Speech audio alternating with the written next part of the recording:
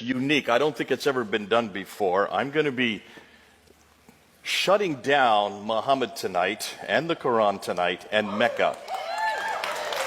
And I'm going to do it all three tonight using only evidence from the 7th century. From the century where this man lived, from the century where this book supposedly was revealed, and from the century where this city existed. So bear with me, that's an awful lot to shut down, and I've got to do it in 1 hour. So I'm going to ask that you don't look at me. I want you to look at the screens, because we're going to zip through this material. Put your pens down. You're not going to keep up. Stop talking to your neighbors. They'll probably be looking up here instead. And afterwards, because of the fact that it's going to take a whole hour and probably a little bit more to do this, I want to hear what your questions are, but I can't do it from that. So let's get right into the historical critique of Islam. A quick overview, emphasis on quick. So let's head on. What am I going to do? I'm going to look at 4 areas. I'm going to look at the problem with the sources. Then I'm going to hit Mecca, go from there to Muhammad, and then from there to the Quran. We're going to end with the Quran because it's by far the most damaging material. Much of what I'm going to be introducing tonight, most of you have never seen before. And if you have, well, great, God bless you, because then you'll probably understand a little bit. But most of you, this will be new. What are the claims that the Muslims make concerning the standard Islamic narrative, S-I-N? Isn't that great? Sin. We're going to shut down sin tonight. The standard Islamic narrative are their traditions. This is what every Muslim needs to know. Though every Muslim, whether they are radical or nominal or liberal, how they walk, talk, eat, drink, sleep is dependent on those traditions, on the standard Islamic narrative. Now, they all believe, every Muslim would believe that Muhammad was the last and greatest prophet, born in Mecca in 570, died in Medina in 632, modeled Islam as a paradigm for the whole world, and received the Quran as his final revelation. Therefore, the Quran is his revelation, sent down between 610 and 632. It is the greatest, the only perfectly preserved revelation according to Islam, the final revelation, and it corrects everything that has gone before. Therefore, Islam, naturally, they would say, is their final religion based on Muhammad's life and saying, that's the Sunnah, and on the Quran's teachings. Conclusion? Well, obviously, they're dependent on 3 things: the book, the man, and the place. And that's what we're going to confront tonight: the book, the man, and the place. The book, the Quran, the man, Muhammad, and the place, Mecca. Since all 3 are foundational to Islam, without one of them, the others 2 fall. We should investigate all 3, and we're going to do that tonight. But in the 7th century, and in the central part of Arabia, the Hijaz, where Mecca and Medina are placed, to do that, we need to start with the sources. Where are we going to go? Where did all these stories come from? Everything we know about Muhammad, everything we know about Mecca, everything we know about the book itself has to come from a source. Now, let's go and look at that source, because this will underline why there's a problem with everything else tonight. Now, to be that, I want you to look at this map. Here's a map of the Middle East, of Arabia. According to the standard Islamic narrative, Muhammad's empire encompassed that brown area. So look at the brown area. That's what existed in Islam up until 632 when he died. Then what they tell us is the Rashidun period came into existence. That's Abu Bakr, Umar, Uthman, and Ali. The next 4 caliphs, they encompass that orange area. So there's the expansion moving out. And then you have the Umayyad dynasty, which is the first real big caliphate, according to them. That's the purple area. I don't care too much about the purple area tonight. I want to look at the brown and the orange area. Okay? That's the area I want to look at.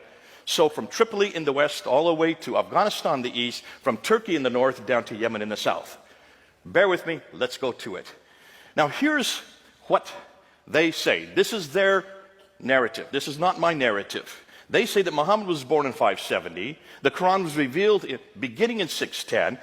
He then moves up and goes up from Mecca all the way up to Jerusalem, goes up to the 7 heavens, meets Allah, comes down, meets Moses, and finds out that he's to pray 50 times. Moses says, get it down. So he bounces back and forth between the 7th and the 5th heaven and gets it from 50 down to 30, down to 20, down to 10, down to 5 prayers. So that happens in 621. He then moves out of Mecca, moves up to Medina in 622, comes and takes over Mecca and defeats Mecca in 633, and then dies in 632. So that's the life of Muhammad according to their traditions. Once he dies, Abu Bakr takes over for 2 years. He dies peacefully. And then comes Umar, who takes over for 10 years. He does not die peacefully. He is killed. And then, of course, Uthman takes over, and he lasts for about 12 years before he is killed. But while he is there as the caliph, the Quran is finalized. So the Quran, the book we're going to look at tonight, was created. This book that I have in my hands right here is from Uthman. That's what every Muslim will tell you. And then when he is killed, Ali takes over, and he only lasts about 5 years before he is defeated there at the Battle of Siffin by Muawiyah. So, conclusion, Islam was fully formed in the Hijaz by 661. That's what they say. Do you all believe that? We'll say yes for now, okay? In about an hour, you can say no. But for now, let's just say yes. Go with me. Now, here's the question. Everything I've just told you, how in the world and where do you get it from? Well, you would hope that it comes from people that were actually living at that time, right? And from people who are actually living there, right? Eyewitnesses, like we have with Jesus. Matthew, he was an eyewitness. John, he was an eyewitness. You would hope the same thing would work with Islam. Well, let's go and see what we find. In order to know who Muhammad was, everything that we happened, everything that I've just showed you, we need to go back to the sources for all these stories. Now, Muhammad dies in 632. The first source we get are what we know is his biography, known as the Sirah. So who wrote the biography? Somebody who knew Muhammad, right? No.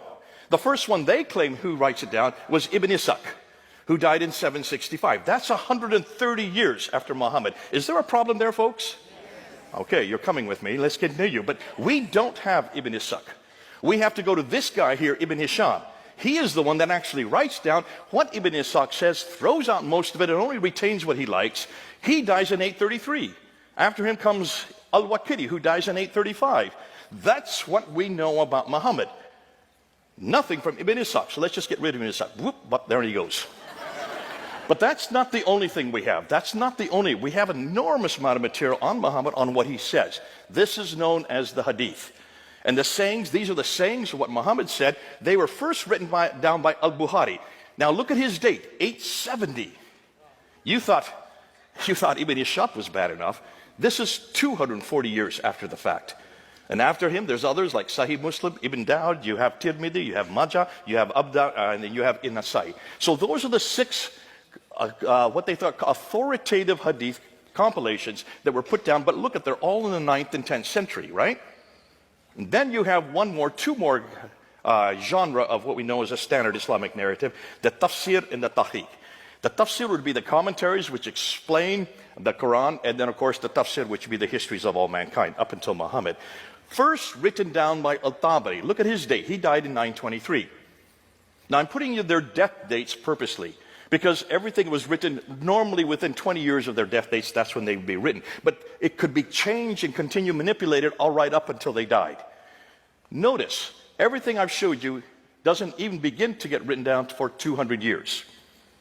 200 years after Muhammad died, you get the Sirah, then you get the Hadith, another 240 years, and it's not till the 10th century that you even get the Tafsir and the Tahqiq. Abdul Malik's name I'm putting up there because he's the first one to introduce us to anybody called Muhammad. Look, when he introduced that, he introduces it in 692. Muhammad died in 632. You've got 60 years before he's even introduced into the world stage. Does that bother any of you? But the Muhammad we're going to talk about, the Muhammad of Islam, that Muhammad was introduced by these people, the Abbasids. And they do so, they come to power in 749. The Muhammad that we look at is all their invention.